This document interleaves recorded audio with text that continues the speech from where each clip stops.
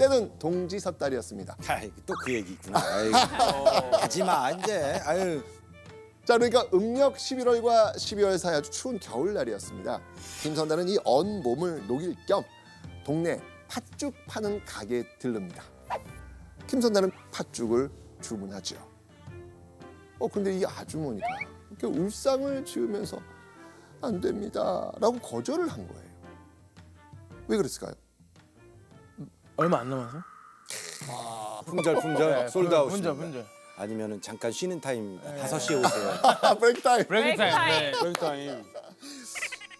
동지에는 팥죽 챙겨 먹잖아요. 그래서 대목을 앞두고 팥죽을 많이 만들었나 봐요. 근데 지금처럼 냉장고 있다 없다? 없다. 없잖아요. 없으니까 팥죽이 금방 쉬어버린 거예요. 아이고야.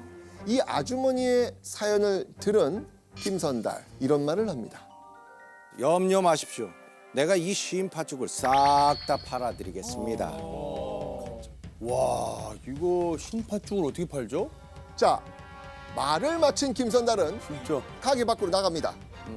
그리고 잠시 후 딱 봐도 평양 출신이 아닌 시골 사람들로 보이는 무리가 가게로 들어갑니다. 가게 밖에서 이 모습을 지켜보던 김선달은요. 저기 아주머니 여기 팥죽 한 그릇 주세요. 근데 식초 듬뿍 타서 아주 시큼하게 만들어 주세요. 봉이 김선달의 이 괴상한 주문. 뭐야? 근데 잠시 후 팥죽 완판됩니다. 조선 시대에 내가 완판남이잖아. 아니 일대 완판남이지. 자 여기서 봉이 김선달의 세 번째 퀴즈 타임. 김선달은 어떻게 식초를 탄 팥죽을 완판시킬 수 있었을까? 정답. 네. 원래 우리 동지에 팥죽을 먹는 게 앞으로 애군을 뭐 하고 그렇지, 떨치고 그렇죠. 뭐 이제 좋은 일이 있으라고 하는 거잖아요. 그러니까 식초를 타면 탈수록 애군은 물러가고 좋은 운이 예. 들어온다. 예. 어이구 오다. 정답. 네. 포인트는 아까 전에 시골 사람들이 그렇지. 온다 그랬어요. 또 시골 사람들이 이 말은 좋아하지. 즉슨 여기서는 팥죽을 식초를 타서 먹는구나. 그러니까 나도 따라서 나도 저렇게 시켜야지라고 시골 사람들이 느끼게 됩니다. 아이고 내가 정답! 이야, 와. 제가 봉이 김선달 거 다 맞췄어요. 내가 볼 때는 내 제자로 삼아요. 저 정도면은 저기 저 전화번호 좀 줘봐. 저 전화번호 좀 줘봐. 내 핸드폰이요. 이걸로도 사기 치려고 지금. 이 잠깐 이 사이에 이 5초 사이에 사기 치려고. 이거 보통 사람이 아니요. 자네 거요? 아니 내 거를 봐서 여기다가 던지지 않나 이게 뭐요? 얘네 정가 생길 뻔했네. 이거. 자, 내가 설명해 줄게. 식초의 톡 쏘는 맛이 신맛과 비슷해서 긴가민가해지거든. 그래서 식초를 뿌린 팥죽이 평양의 요즘 트렌드인 것처럼 연기를 한 거야. 트렌드. 가게에 들어가서 시골 사람들과 아주 가장 가까운 자리에 앉아서 식초 탄 팥죽을 주문을 했지. 그러자 옆에 있는 손님들이 아니 왜 뿌리는 거예요? 라고 묻는 거야.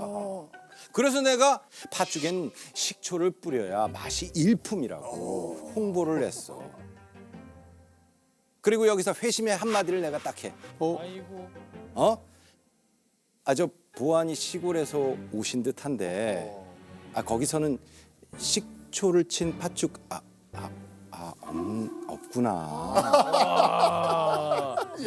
자존심 상해. 이렇게 얘기를 한 거야. 자, 만약 여러분들이 만약에 시골 사람이야. 그러면 요때 요 김선달이 요런 뉘앙스로 이야기하면 어땠을 것 같아요? 우리도 식초 넣어요. 우리도 넣었는데. 맛있어요. 우리가 더 많이 넣는데? 그렇죠. 그러니까 당연히 늘 그랬다는 듯이 식초 타서 한 그릇 주시오. 이렇게 얘기를 한 거예요. 사람들은 이게 촌스럽다는 말을 듣기 싫었던 거죠.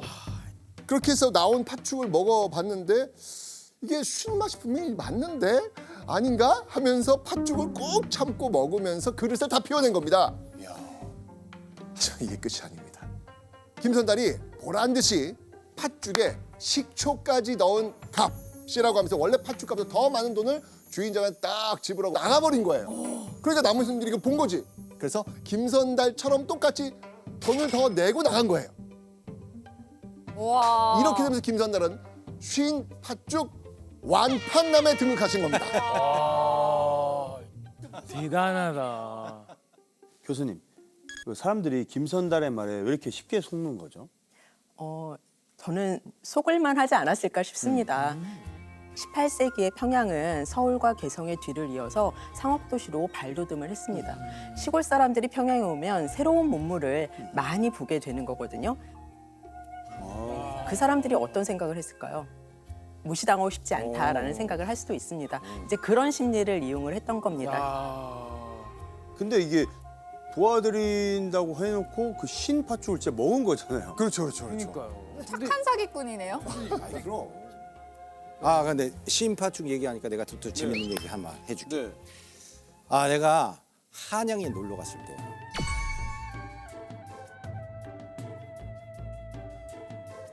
종로 거리를 걸으면서 구경을 하고 있는데 갑자기 아랫배가 아프기 시작한 거야. 그런데 눈을 크게 뜨고 찾아봐도 근처에 당장 볼일 볼만한 것이 마땅치 않은 거야. 아이고야. 아휴, 어떡해. 그래서 일단 종로 뒷골목을 무작정 뛰기 시작했어. 머리에서 식은땀까지 졸졸졸졸졸졸졸졸졸 나기 시작하고. 그런데 그때 대문간에 빗자루질을 하고 있는 어떤 하인과 눈이 딱 하고 마주쳤다. 쑥! 이보시게 내 사정 한번 봐주시오. 지금 까딱하면 나오게 생겼소. 그러자 하인이 아니 뭐가 나온단 말이오 하고 이 멍충이같이 되묻는 것이다. 아이고 저런. 한시가 급해도 나는 답답해서 체면을 버리고 당장 볼 일이 급하니 변소 한번 쓰게 해달라고 부탁을 했지. 아니 근데 이놈의 하인이 한양은 함부로 변소문을 열어주지 않는다며 돈을 달라는 거야. 아니 김선달한테. 내가 급한 나머지 내 손에 쥐고 있는 엽전 세 냥을 얼굴에 던지면서 변소로 달려 들어갔어. 그리고 다행히 큰 문제 없이 볼 일은 끝났지. 아이고 다행이다. 그런데 앉아서 곰곰이 이리 곰곰 생각을 그렇지 해보니 이제 생각을 하는 거지. 아니 하인이 너무 괘씸한 거야. 주인이 비운 사이에 나를 상대로 돈을 뜯어낸 거 아니야. 그렇지, 그렇지. 그거 갈치야. 그래서 내가 돈을 받아야 되겠다는 생각이 들었지. 만약 김봉이라면 그 돈 어떻게 돌려받겠어? 그냥 주머니를 털어야지. 아이고 허허. 그렇게 사람을 때려가지고 해서 돈을 갈취하는 건 아까 뭐라고 그랬습니까? 아, 안 되네. 예. 그래서 어떻게 하셨습니까? 나는 그 집 주인이 올 때까지 변소에서 버티고 버텼어. 물론 똥 냄새가 아주 지독하게 났지. 하지만 꾹 참았지. 그러자 하인은 초조해지기 시작한 거야. 그럴 때마다 나는 볼 일이 아직 안 끝났습니다. 어허이. 아직도 계속 ING네 라고 얘기한 거야. 그 사이에 집주인이 대문 밖에 도착해서 사람들이 웅성거리는 어허. 소리가 들리기 시작했는데 어허. 혼날까 봐 겁먹은 하인은 결국 나한테 단량을 주겠다면서 제발 한번 나와주십시오. 나와주십시오. 이렇게 빌더라고. 천재다. 애절한 하인의 요청으로 느긋하게 냄새를 풍기며 나왔지. 그리고 당연히 돈은 야무지게 챙겨서 내 집으로 갔던. 아니 뭐 별일 아니야. 아, 근데 진짜 대단하긴 대단해. 진짜 시간이 많아야 가능한 시간이 많은 분이라서. 내 시간 많지. 네, 아, 진짜 대단하긴 대단해. 그 머리를. 보진 않아요. 이거 봐봐.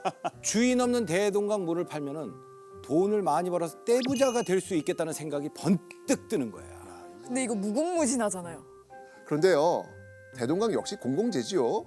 당연히 김선달에게 대동강 물을 사고 팔 권리는 없습니다. 네.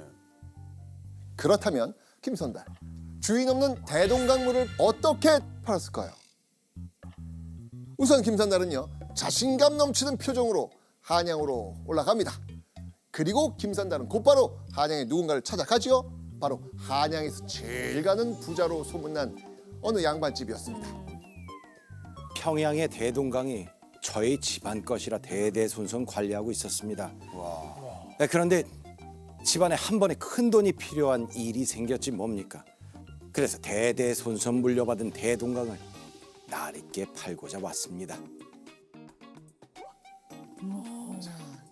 한양 부자는요 대동강을 사라는 김선달의 이 말에 귀가 솔깃해져요. 상수도 시설이 발달하기 전인 조선시대는 가까운 강이나 우물을 통해서 생활에 필요한 물을 구했기 때문입니다. 그래서 한양 부자는 속으로 이런 생각을 해요. 내가 대동강 주인이 되어 대동강물을 팔 수만 있다면 손님이 끊이지 않을 테고 돈도 끊이지 않고 생기겠구나. 그런데 김선달이 진짜 대동강 주인이 맞을까요? 아니죠. 아니죠. 한양 부자는 이 김선달의 말만 믿고 덜컥 대동강을 살 수는 없었습니다. 근데 이때 김선달 씨가 이게 혹할 만한 그 미끼를 던져가지고 한양 부자를 대동강에 데려가신 거죠. 아이 그럼요. 한양 부자한테 자신만만하게 말했어요. 나리께서 대동강을 직접 보시기만 하면 모든 걸 알게 될 겁니다. 그렇다면 이 김선달은 대체 대동강에서 뭘 보여주려고 했을까요? 바로 이들이었습니다. 바로 지금은 사라진 직업인 물장수입니다. 물장수는 주로 강에서 멀리 떨어진 곳에 살거나 우물이 없는 가정에 물을 운반했거든요. 그런데 대동강에 찾아온 물장수는 이런 행동을 하기 시작합니다. 물 기르러 온 사람들은 물을 한 지게 퍼서 짊어지고 봉이 김선달한테 돈을 한 푼씩 주고 갔다. 그러니까 대동강 물을 깃고 가면서 김선달한테 꼭 돈을 주고 가는 거예요. 그렇게 여유롭게 대동강 강변에 앉은 김선달은 하루 종일 물장수들에게 돈을 받습니다. 해가 뉘엿뉘엿 질 때쯤이 되니까 김선달 앞에는 돈이 수북히 쌓여 있었죠. 와 대단하다. 게다가 한양 부자는 평양에서 이 구매 욕구를 더욱 솟구치게 만드는 정보를 알게 됩니다. 바로 김선달이 살고 있는 평양에는 우물이 없다는 걸 알아버려요. 그렇기 때문에 평양 사람들은 생활에 필요한 물을 대부분 대동강을 통해 얻을 수밖에 없었습니다. 왜 평양엔 대체 우물이 없을까요? 이미 작업해 놓은 거 아니에요? 봉이 김선달이 우물을 다 없애요? 우물에다가 다 저기 똥을 넣어가지고 도시에. 충분히 그런 나쁜 짓을 했을 것 같은데.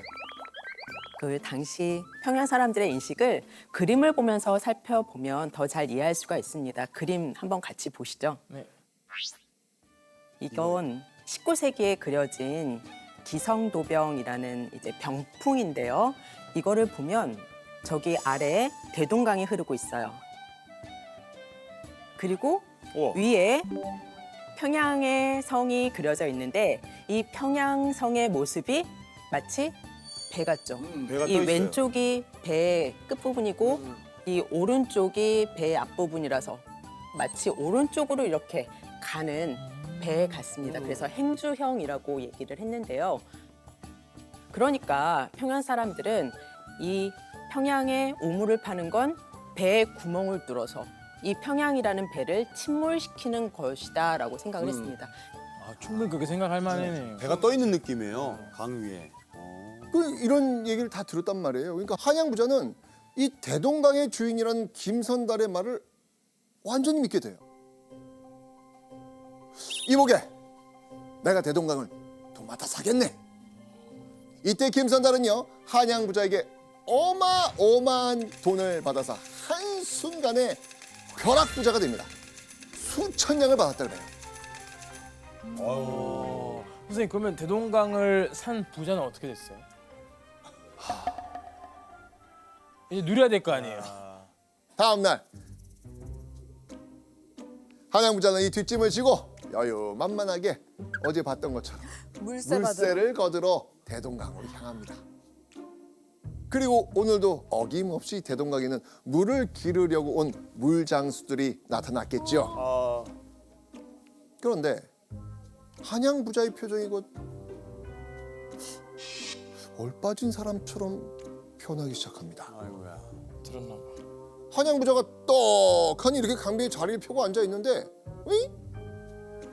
물장수들이 이렇게 물세를 내지 않고 그냥 쌩 하고 지나쳐 가는 거예요. 그래서 물을 퍼가던 물장수를 붙잡아가지고 이보게 이 물값을 내고 가야지 라고 말합니다.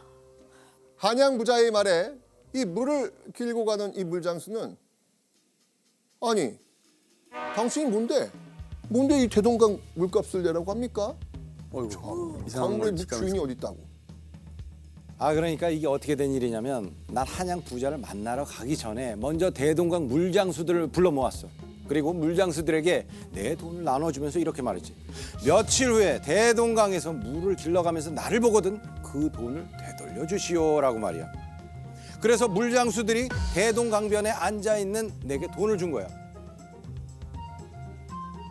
한양 부자는 그제야 김선달의 거짓말에 속은 걸 알고 땅을 치고 후회했지만 이미 김선달은 유유히 사라진 뒤였습니다. 와 그럼 어떻게 뭐 잡을 방법도 없잖아. 그럼. 근데 교수님 이게 참 봉이 김선달 이야기 중에서 김선달이 유독 이 한양 사람들을 골탕 먹이는 이야기가 많아요.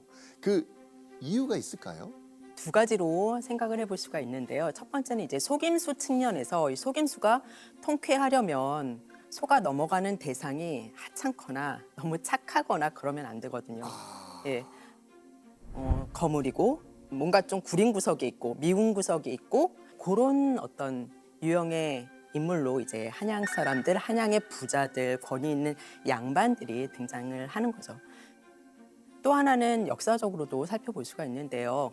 홍경래 난이 보여주는 것처럼 그 당시 평양 사람들의 인식 속에는 우리가 좀 차별받고 있다, 정치적으로 소외당하고 있다라는 생각이 있었습니다.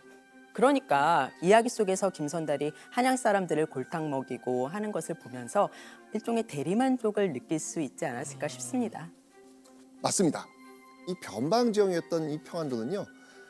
이 당시 조선에서 소외받는 땅이었어요. 조선 후기 실학자 이중환이 쓴 택리지에는요.